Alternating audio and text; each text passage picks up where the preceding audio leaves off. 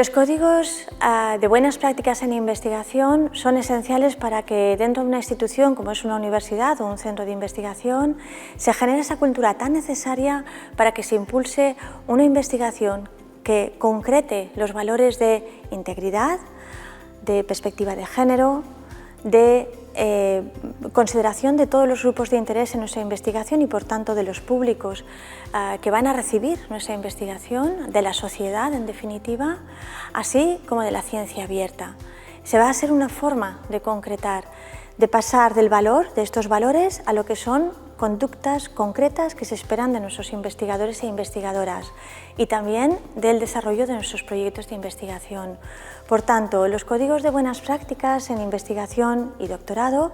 son una herramienta no solamente útil, sino muy necesaria que el investigador e investigadora necesita para saber cuáles son esos horizontes acerca de cómo debe de ser nuestra investigación. Y además nos lo concretan, nos ayudan, nos dan orientaciones que van a ser muy útiles para definir muy bien nuestras tesis doctorales o nuestros proyectos de investigación para que estos estén a la altura de lo que la sociedad espera de una investigación de una universidad y que sea responsable. Bueno, COARA es una iniciativa que significa la Coalición para el Avance de la Evaluación de la Investigación. Son dos cosas, por un lado un acuerdo, que es el agreement, y por otro lado la propia coalición. El agreement implica comprometerse con los principios de querer evaluar la ciencia de otra forma distinta, de utilizar de forma responsable los indicadores eminentemente bibliométricos basados en publicaciones, utilizarlos de forma responsable y utilizar nuevos indicadores, nuevas aproximaciones, peer review, no utilizar los rankings como proxy de calidad de las instituciones o de las personas que van a esas instituciones y una serie de compromisos individuales que comprometen a la institución a tener de alguna forma una participación activa. Cuando pertenecemos, además de los compromisos del acuerdo, nos unimos a la coalición, que es lo que ha hecho la UGI, unirse a la coalición, implica que estáis invitados como comunidad universitaria a participar en los grupos de trabajo de COARA, a participar en el debate y además también, en el caso de España, que se ha presentado un capítulo español coliderado por ANECA, el CSIC y la CRUE, también os invitamos a participar en el capítulo español de COARA, porque es una forma de colectivamente y de abajo arriba intentar discutir. COARA no es un nuevo indicador, no es una fórmula mágica, no es otra declaración, sino que es un paso adelante, un compromiso práctico de implementación de ver hasta dónde podemos llegar. Yo creo que la UGI es uno de los primeros signatarios de la primera ronda de adhesiones, pero España es el país que más adhesiones tiene en este momento a COARA y eso implica que hay una frustración de los investigadores y una necesidad de cambiarlo. Yo creo que es importante que lo cambiemos juntos. Bueno, un comité de ética es un foro de expertos multidisciplinar con perfiles científico-técnicos que en mi opinión, cuanto más nutrido sea y más perfiles distintos haya, es mejor, que tienen como objetivo velar porque la investigación que se hace en un determinado centro de investigación, como una universidad, se realice dentro de unos parámetros ético-legales adecuados. Y comento el tema de ético-legales, añado la coletilla legal, porque no debemos olvidar que muchas veces esta revisión ética es un imperativo legal. Pero en realidad la importancia más allá de la legalidad, la importancia del comité de ética es que está trabajando, vela por los intereses del investigador y por los intereses de la universidad. Es decir, no es otra cosa que una garantía adicional de que ese trabajo se va a realizar en unas buenas condiciones éticas y eso es una salvaguarda muy importante tanto para la reputación de ese investigador como para la reputación de la comunidad investigadora y la universidad o el centro de investigación en general. Respecto a por qué es importante, ¿no?, este aspecto reputacional que muchas veces olvidamos, yo creo que es fundamental, pero hay que tener en cuenta distintas aristas, ¿no?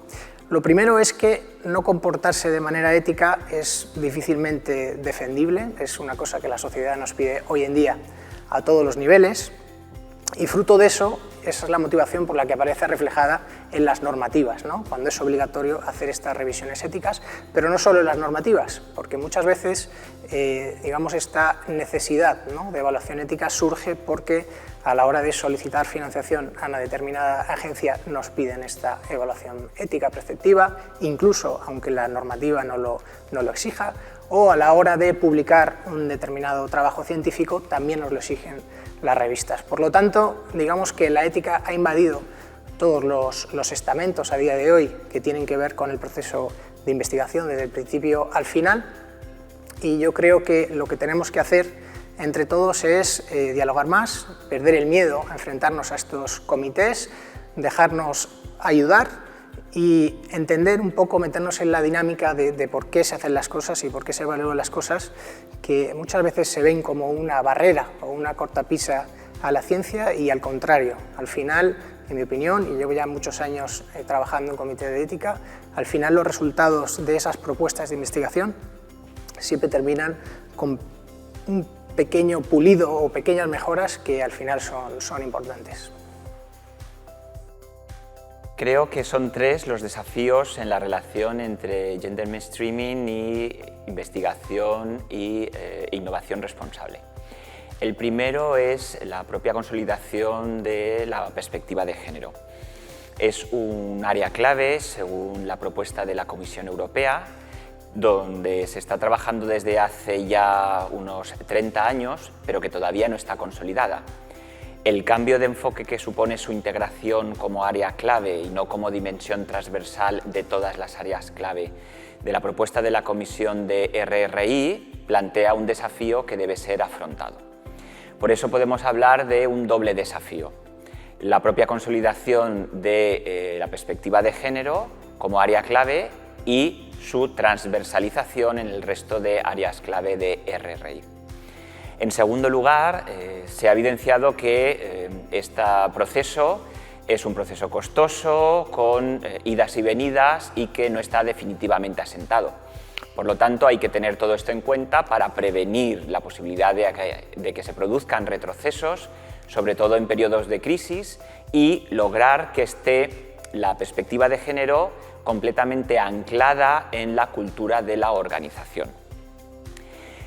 En segundo lugar, hay que utilizar las herramientas, los instrumentos, las metodologías que existen a disposición de las organizaciones de investigación y de innovación. No se puede afirmar que no están disponibles, sino que la pregunta que se debe hacer es por qué no se están aplicando las que existen. Y en tercer lugar, en particular, la propuesta del Instituto Europeo para la Igualdad de Género con su plataforma para la transversalidad de género constituye la contribución más completa, elaborada y operativa de que disponemos para integrar la transversalidad de género en una organización, también en las de innovación e investigación. La plataforma requiere 5 componentes: la estrategia, las dimensiones, las condiciones, los métodos y herramientas y los resultados, y tiene un número variable de factores, hasta un total de 29. De manera que las organizaciones de investigación e innovación pueden ir avanzando en alguno de estos componentes y en sus factores, de manera más profunda en algunos y más ligera en otros, con una asentación definitiva en algunos de ellos y comenzando en otros, hasta lograr contar con la integración o implantación de los 29 factores, y solo así la organización de investigación y desarrollo podrá afirmar que tiene integrada la transversalidad de género y, por lo tanto, contribuir de manera significativa a la igualdad efectiva de mujeres y hombres en la investigación y en la innovación. Bueno, pues la ENCA es la Estrategia Nacional de Ciencia Abierta, la Estrategia Española de Open Science, que es el paso adelante que ha dado España de compromiso para crear una política, una estrategia nacional a nivel país de ciencia abierta. Se presentó a primeros de mayo en un fantástico momento, porque ya está publicada la LOSU y la Ley de la Ciencia. El artículo 37 de la Ley de la Ciencia y el artículo 12 de la LOSU lo que hacen es poner el background para la Estrategia Nacional de Open Science, donde se dirigen a distintos aspectos que hagan con una financiación,